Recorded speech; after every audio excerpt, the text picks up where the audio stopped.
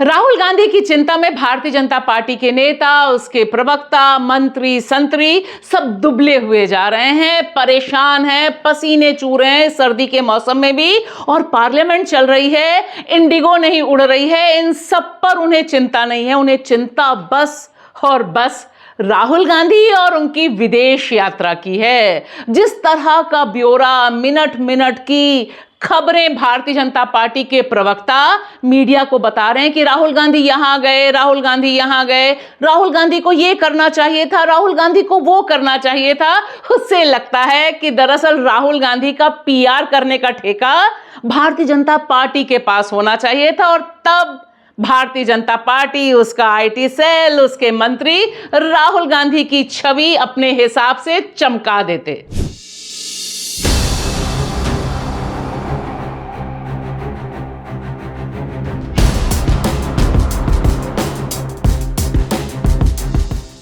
नमस्कार दोस्तों, मैं आपकी दोस्त भाषा। आप देख रहे हैं बेबाक भाषा पे दो टूक कार्यक्रम।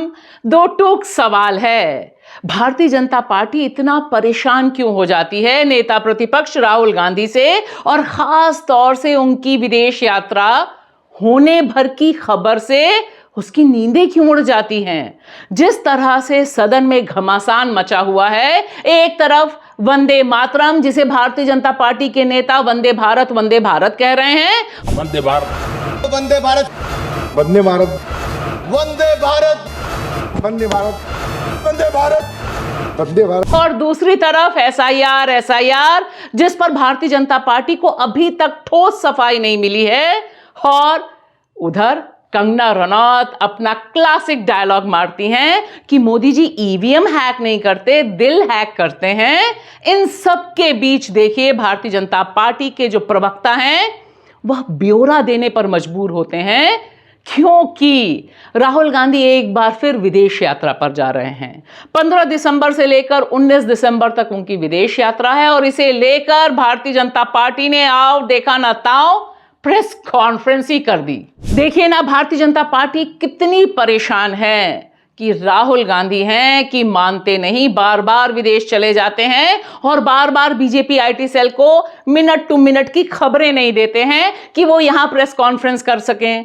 यह बेचारे बीजेपी के प्रवक्ता बताते हैं कि 4 से 8 सितंबर तक उस समय राहुल गांधी चल गए बाहर, जब देश में वाइस प्रेसिडेंट का चुनाव होना था। और उनकी बातों को ध्यान से सुनिए तो ऐसा लगता है कि अगर राहुल गांधी उस समय ना जाते तब शायद कांग्रेस का उम्मीदवार भारतीय जनता पार्टी जितवा देती। और दूसरा, 27 सितंबर से लेकर 11 अक्टूबर तक, अरे बाप रे, तौबा तौबा, राहुल गांधी ने क्या किया था? यह बताया नहीं था भारतीय जनता पार्टी को कि वह 27 सितंबर से लेकर 11 अक्टूबर तक कहां कहां जाने वाले हैं। और उसमें निकल गए दक्षिण अमेरिका और कोलंबिया, और क्या क्या नहीं कर दिया उन्होंने। कितनी मिर्ची लगी उस समय बीजेपी को, आज धुआं निकल रहा है, क्योंकि मौका भी है और दस्तूर भी है। अब राहुल गांधी जा रहे हैं फिर से, लिहाजा पहले से ही खलबली मचा दो। और पार्लियामेंट के भीतर जो सरकार घिरी हुई है, जो किसी भी मुद्दे का जवाब नहीं दे रही है, उसमें मीडिया के पास एक टूल किट सीधा चला जाता है कि देखो राहुल गांधी फिर विदेश निकल गए। और इस मुद्दे पर जब सवाल पूछा गया प्रियंका गांधी से, तो देखिए प्रियंका गांधी ने दो टूक क्या कहा। Modi ji spends almost half his working time outside the country. Why are they raising questions on the leader of the opposition traveling?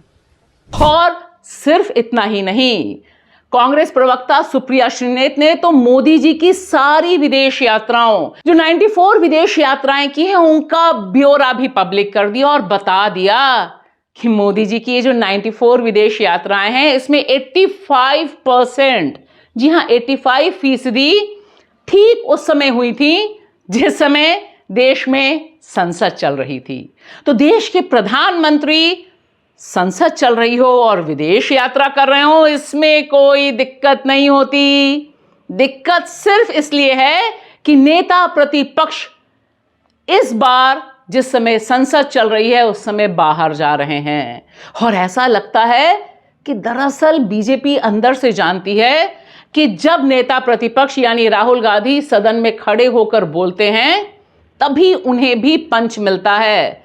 Rahul Gandhi सदन में ना रहें तो भारतीय जनता पार्टी को मजा नहीं आता, क्योंकि जिस तरह की धुलाई राहुल गांधी ने एसआईआर पर भी की और सीधे सीधे कह दिया कि वोट चोरी सबसे बड़ा देशद्रोही काम है। अब इस तरह का डायलॉग राहुल गांधी के अलावा कौन मारता? यह जो तीर छोड़ते हैं राहुल गांधी, उससे बीजेपी परेशान होती है या फील गुड करती है?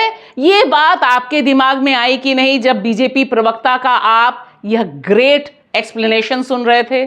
और जिस तरह से, जिस ऑब्जेक्शनेबल ढंग से नेता प्रतिपक्ष की डेफिनेशन को एक्सप्लेन किया बीजेपी के प्रवक्ता ने, उस पर गंभीर आपत्ति उठनी चाहिए।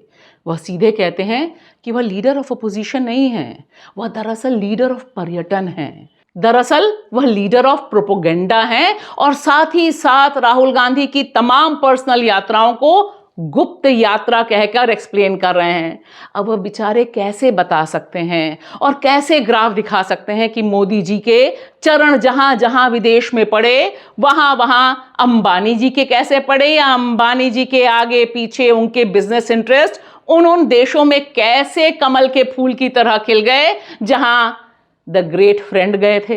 अब मुझे तो लगता है राहुल गांधी के पास बस और बस एक ही जवाब है, हाथ जोड़ के कहेंगे thank you Modi ji, thank you BJP ji, आपने इतनी जबरदस्त चिंता मेरी की और मैं आपकी चिंता पर खरा उतरूंगा, जो काम कर रहा था वही करता रहूंगा, क्योंकि हमें पता है मोदी जी हैं। तो इस तरह की छीछा लेदर नेता प्रतिपक्ष की बिल्कुल मुमकिन है। शुक्रिया।